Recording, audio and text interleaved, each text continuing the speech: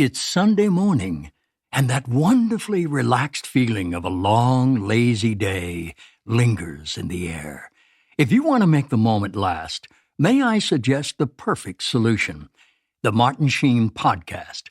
Join me, your host, Martin Sheen, for beautifully crafted 20-minute programs filled with never-before-heard stories of my life, along with personal reflections and poetry that inspires. The Martin Sheen Podcast is the perfect Sunday refresh, a chance to take a deep breath, relax, and know that the stress of Monday may be just around the corner, but not here, not now.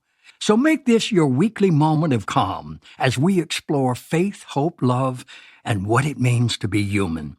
And know this journey is ever unfolding as I invite you to see what's next with me, Martin Sheen. And thank you.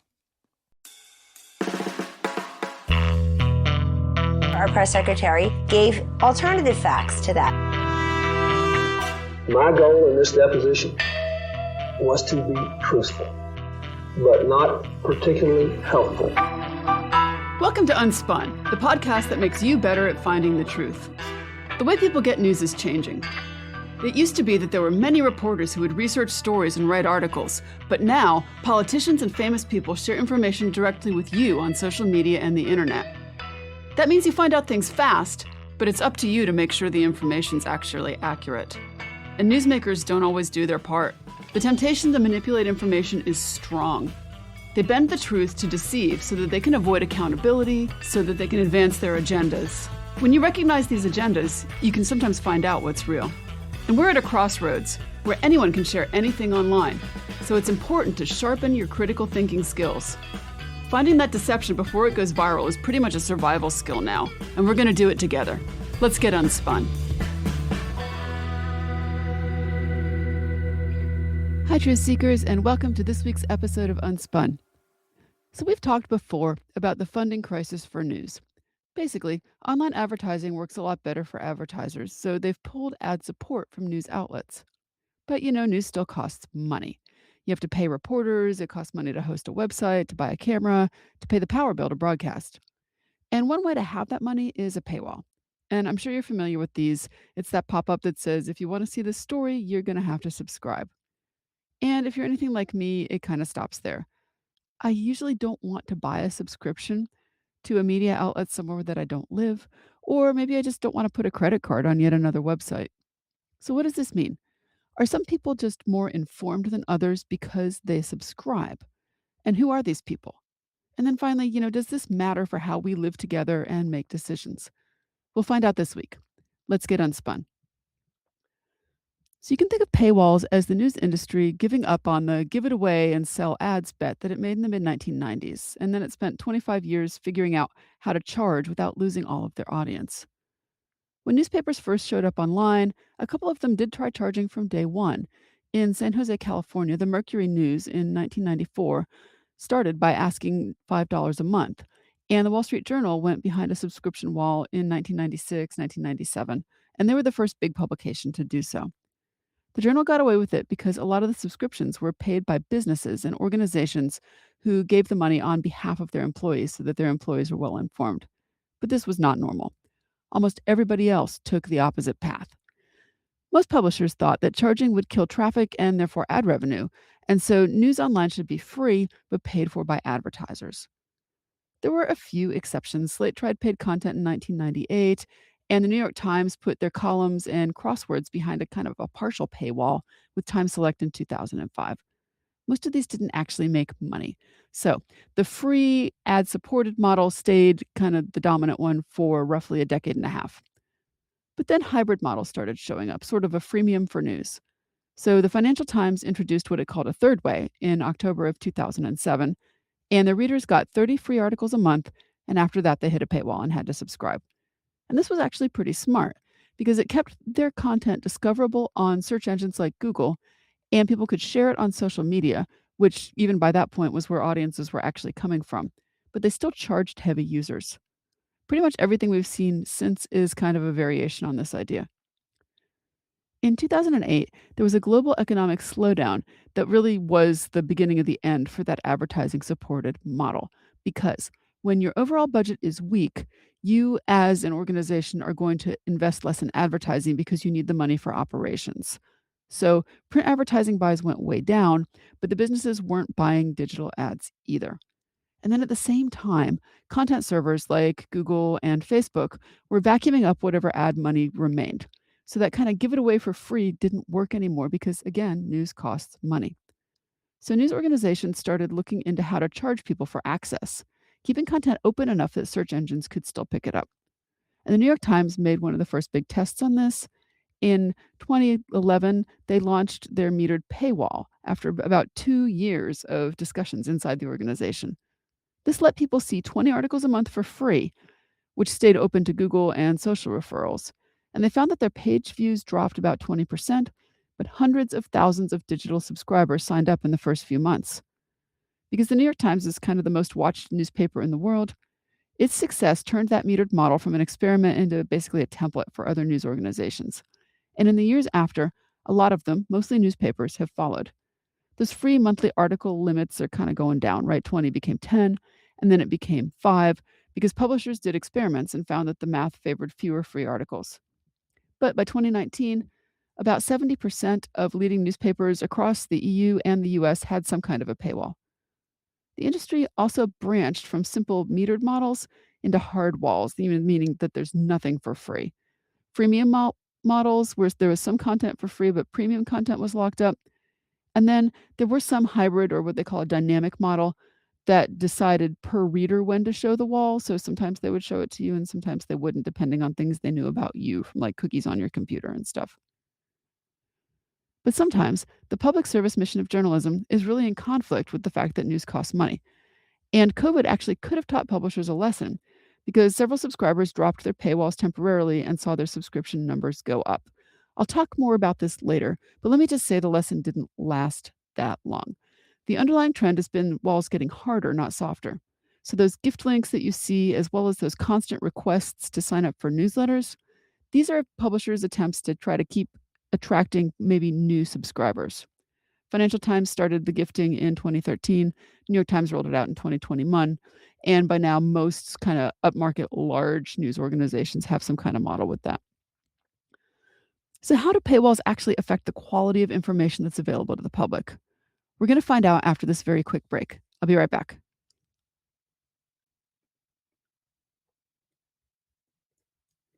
Welcome back. We started by looking at how paywalls developed as a way for publishers to have the money to create news products. But now that brings up a really important question. How does this affect the information that's available to the public? And so first, does it affect who accesses the news? It's common to say that it does affect it, but surprisingly, that's one that's not as borne out by the research. It's kind of weird, right? It makes sense. If you have to pay for subscriptions, that's going to be a real barrier for people who don't have money. And it might be the case then that quality information reaches fewer people.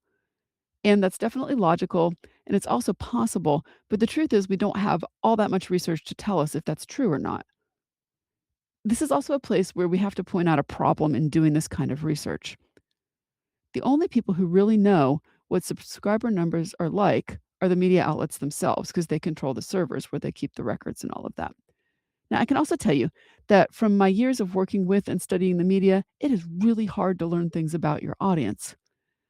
That's actually one of the reasons why advertising has become more digital.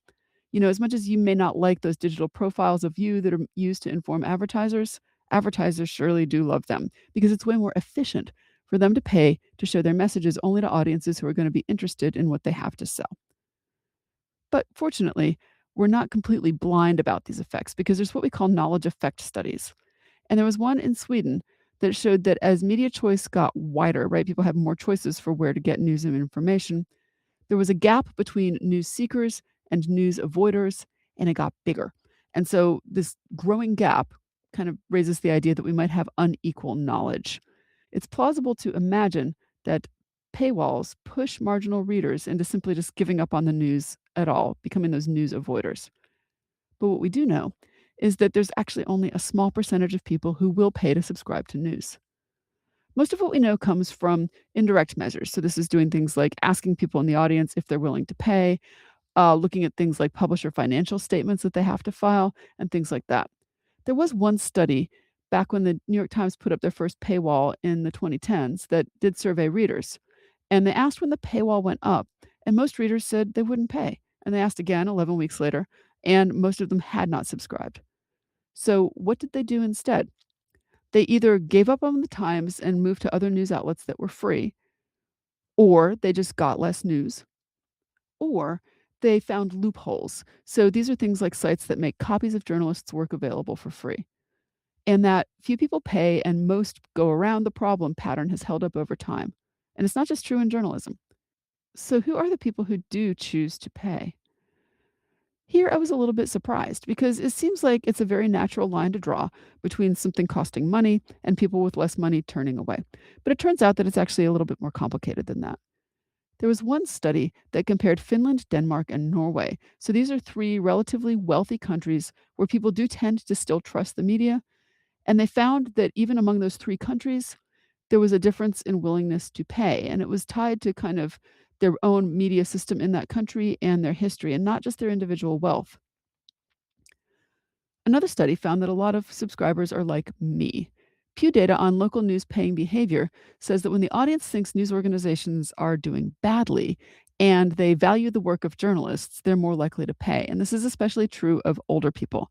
In other words, subscribers act more like donors or civic supporters than they do people who are buying a product. Some of the best information we have comes from the Reuters Institute, which surveys about 2,000 people in what they call a digital news report. What they found is that people are not paying more for news. About 18% of people in the 20 rich countries they studied paid for online news in 2025. Now, this has grown a little bit. It was only about 10% in 2014. But a lot of that growth happened during the pandemic, and it's been flat since then. It's important, though, to notice that it might not be the same people. People might cancel and they're replaced with other subscribers. The total number stays the same. And this is something we call churn. However, different countries do show really different patterns. People in Scandinavia are the most likely to subscribe. In fact, Norway leads with 42% of people paying something for online news in 2025, whereas the US sits at about 20%. Elsewhere in Europe and in other regions, it gets even worse. According to that Reuters data, France and Germany both had about 11%. In Japan, it's fewer than 1 in 10 people who will pay for news. And interestingly, they did find that there are certain traits that kind of apply to people who will pay for news. Men make up 60% of subscribers globally. Most people who pay have either a medium or a high income. That's almost 80%. And about half are highly educated. And then this is also interesting. More left-leaning people will pay than will right-leaning people, 27% versus 17%, even though most people who pay will say they're centrist. And I will also say that in the US in particular, where I am, subscribers are much more likely to lean left. So people pay if the news matters to them. And that's a really strong factor. Globally, about 70% of the people who do pay say that they care a lot about news, and more than half say they care a lot about politics. But even people who love news don't always pay. Only about a third of people who would say they are highly interested will actually pay, and the numbers drop even lower, below 20% in the UK and Europe. The thing that's particularly interesting is that most of the people who don't subscribe are kind of a lost cause. When researchers asked non-subscribers, how much would you pay? More than half said nothing. And only 2% said they would pay full price. And in some countries like the UK and France, more than 2/3 said they would never pay anything for news. People also cancel a lot. In 1 year, about a third of US news subscribers and about 1 in 5 in the UK canceled at least one news subscription. Now, it's not all necessarily bad news. There are a few big winners. The New York Times had about 10 million subscribers by early 2024. Le Monde in France had 500,000. So, this supports what researchers have already suspected. Paying subscribers tend to be male, they tend to be wealthy, they tend to be educated, they tend to be interested in news and politics, and in the US, they tend to lean left politically. I need to take another quick break, but when I come back, we're going to look at some of the implications of people choosing to not pay for news. I'll be right back. Welcome back. Okay, so we were talking about who chooses to pay for news, and overall, it skews higher income, educated, slightly male, and in the US, it skews left leaning. Does this matter? So, truth seekers, I wish I had a simple answer for you on this, but again, it is a little bit nuanced. And the most important link there really hasn't been studied. But instead, we kind of have two separate sets of evidence, and we can look at those together to get an idea of the bigger picture. One set shows that paywalls definitely reduce the number of people who read news from mainstream sources. The other set shows that if you don't get news from mainstream sources, you're more likely to believe fake news. But no one's really connected the halves in one study. There's one study from an Italian university that comes kind of the closest to a direct test. So this researcher studied what happened when 100 large US media outlets added paywalls at different times. And what the researchers found was that the visits to their online newspapers went down by about a third. More than that, people in countries with more paywalls were also less able to answer basic political questions correctly. So, for example, they wouldn't know which party controlled Congress or who their local representative was. And the researcher found this effect was the strongest with poor people and less educated people. So, these are the people who are less likely to buy subscriptions. He measured what people knew, which was the right answers, but he didn't actually measure what they believed wrongly. But his findings still suggest that paywalls will widen that knowledge gap between the wealthy and the poor. And that kind of does support the paywall leads to misinformation argument. But researchers know more about how news consumption affects beliefs. Another study surveyed close to 5,000 people in 3 countries, and they did this twice during the pandemic. People who read more news could tell you more about false claims, but didn't believe them. Sometimes reading the news actually reduced false beliefs also, and it depended on which outlets people read and how they accessed them. And they did this study again with another large group in 2 different countries, and they found the same pattern. More news reading meant people knew more overall, but also did not tend to believe misinformation. And there was another group of researchers who studied 18 countries this year and have reached the same conclusion. Traditional news media, especially, publicly available broadcasters, give people more knowledge and they believe less fake stuff. But, and this is important, people who got their news from social media or from messaging apps, it was the opposite. They had less real knowledge and they were more likely to believe fake news. So, if paywalls push people from getting news from news organizations themselves into getting them on social media, this can mean that the population gets more ignorant. Now, there are also studies that have found that people who avoid news, and remember we talked before about how paywalls do make them do that, they do believe more misinformation. There was a study in Singapore that said that if people had too much information available to them, you've seen your social media feed lately, for example, it made people tired of the news and they started to avoid it. Now, this was also done in the context of the pandemic. And for people who already saw a lot of information, so they were big users maybe of social media, when they ignored news, regular, like well reported news, that misinformation never got corrected. And so they would believe the fake news. And this interaction matters because for people who already see a lot of misinformation, if they're running into paywalls, right, difficulty actually accessing good news, that does cause a lot of harm. Other studies have found clear class differences. So, in another COVID era study, researchers found that people who read national or international outlets knew the most accurate COVID facts. People who relied on informal sources, so this might be like news aggregators like podcasts, or who relied only on local sources, had the biggest knowledge gaps. But what's interesting here was that Black people, less educated people, and poor people knew less accurate information even than the average when they controlled for those other factors. And so these are the same groups that other studies have suggested are pushed away from the news by paywalls. These 2 studies kind of fit together well, but neither of them actually measures from end to end in the full chain. There's one finding that kind of challenges this simplistic story, and this was a study that tracked 140,000 people's web browsing for a year. And what they found was that people develop news reading habits. And so people who look at news look at more news. People who saw misinformation actually also read more reliable news from more diverse sources than people who didn't. So heavy news readers saw more of everything, more good reporting and more junk. And so what this suggests is that if paywalls mostly keep out casual readers, they might make a difference that way. So all in all, paywalls probably affect beliefs unevenly. They matter the most for basic facts, and they matter less for politically charged topics where identity drives beliefs. There was another study that found something about the 2016 US election. They found that fake news reached mostly a small, heavy users of conservative news outlets, and it mostly just increased belief in false claims. There was another study in Sweden that found that news affects different belief systems differently. People who follow news know more uncontested facts, things everybody would agree is true, but they didn't know more about contested issues, so things like climate change, vaccines, immigration, where there are a lot of loud opinions about everything. But people who avoided news only reduced their knowledge of those contested issues. Paywalls reduce mainstream news reading, especially among lower income and lower education people. Avoiding the news means that you have less knowledge and you believe more fake news. And that's harder hitting for, poor people and less educated people.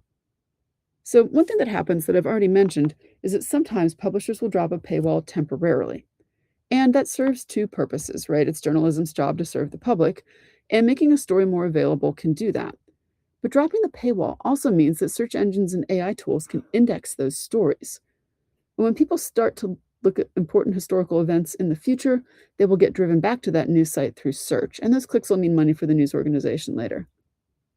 Now, there have been a few studies about this, and researchers have learned some things that it's kind of surprising that publishers haven't paid attention to. Publishers do drop paywalls in some predictable ways. There was one study that looked at 69 times that US newspapers had dropped or changed their paywalls over a period of about 6 years. 41 drops were temporary and 28 were permanent. And they were dropped for different reasons. It was a combination of news reasons and business reasons. News reasons included things like public emergencies and also some planned events like elections or the Olympics. Business reasons included trying to grow their subscriber base, launching a new app, changing their brand, or maybe reorganizing their company. The BEST study tracked individual readers, and researchers got data from a major news US organization about what readers clicked on, and then they used this to examine what happened when that organization suspended its paywall twice in 2016, a mid-Atlantic blizzard and the presidential election. When access was free, more people visited. But more importantly, those new visitors who came during that free access period were more likely to buy subscriptions after the paywall returned. And this was really interesting. You could actually predict who was going to subscribe. These were the people who came in and they looked at a bunch of different types of articles when it was free. So they didn't just read about the blizzard or they didn't just read about the election, but they looked at a bunch of different types of articles. And I think this is pretty interesting, right? Publishers worried that giving free access would mean people would not subscribe. But it was the opposite that actually happened. Now, we still got that question about how informed the public was. And if you haven't guessed from the previous examples, the pandemic made something like a massive natural experiment to look at that question. Because hundreds of news organizations all dropped their paywalls at the same time. They made that COVID coverage free. And there were big consistent effects. In Seattle, their publications' digital subscriptions went 2 to 3 times the normal rates and had bigger spikes on major news days. This is also true in Florida and Hawaii. And they saw, 50, 75 subscribers being added daily, 2 to 3 times their original rate.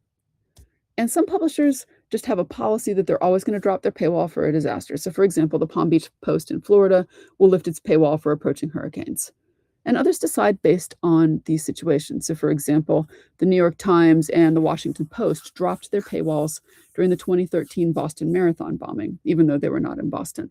The Times and the Journal also did the same thing during Hurricane Sandy in 2012.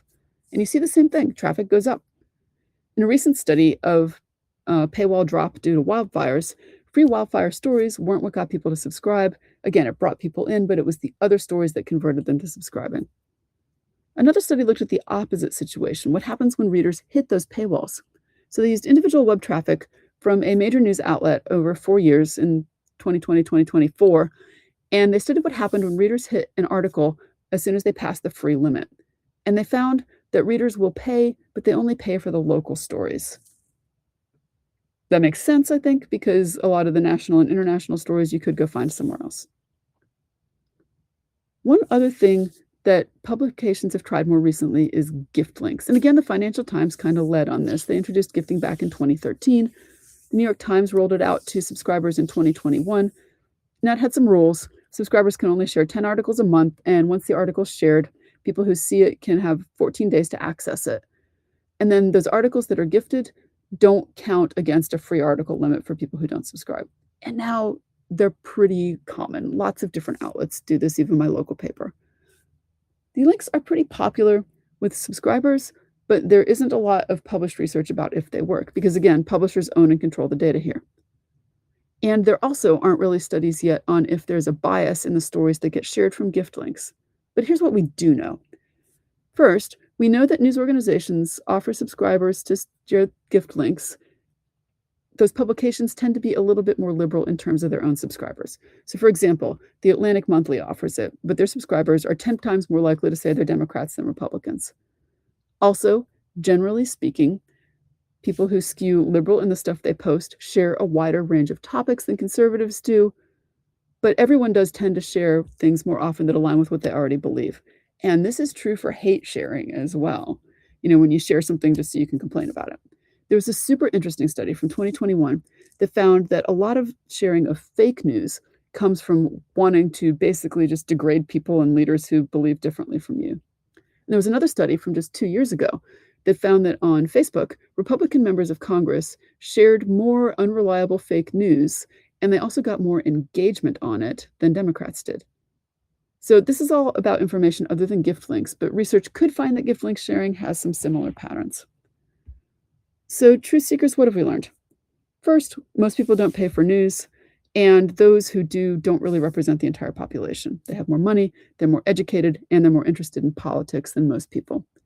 And this difference is creating an information inequality. As we know, quality journalism costs money, but misinformation is often free. And paywalls push people towards those unreliable information sources. And this means that less educated people and less wealthy people just don't know as much accurate information about their world. The relationships here are really complex, though, and more research is definitely needed. But I guess my best advice for you right now is, first, if you have gift links, make sure you share them. And if you can afford it, consider paying for news so that you can be one of those people who does bring quality news into the world. So that's it for us this week, Truth Seekers. Stay sharp out there.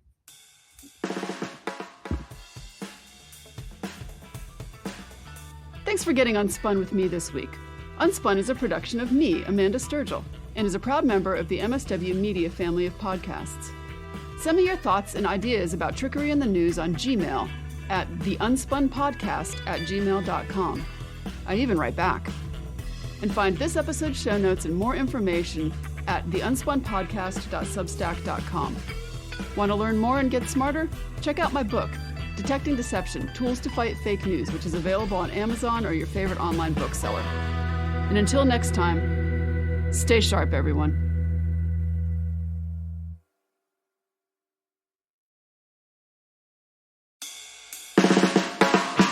It's no surprise that newsmakers try to manipulate the audience. They want you to believe that they are the one holding the line, and they'll use any trick they can to get you there. But don't let them fool you. Get unspun. I'm Amanda Sturgill. I've been a reporter, and today I teach future reporters to cut the spin and think critically about what newsmakers say. My podcast, UnSpun, shows you how to know when you're being manipulated by the news.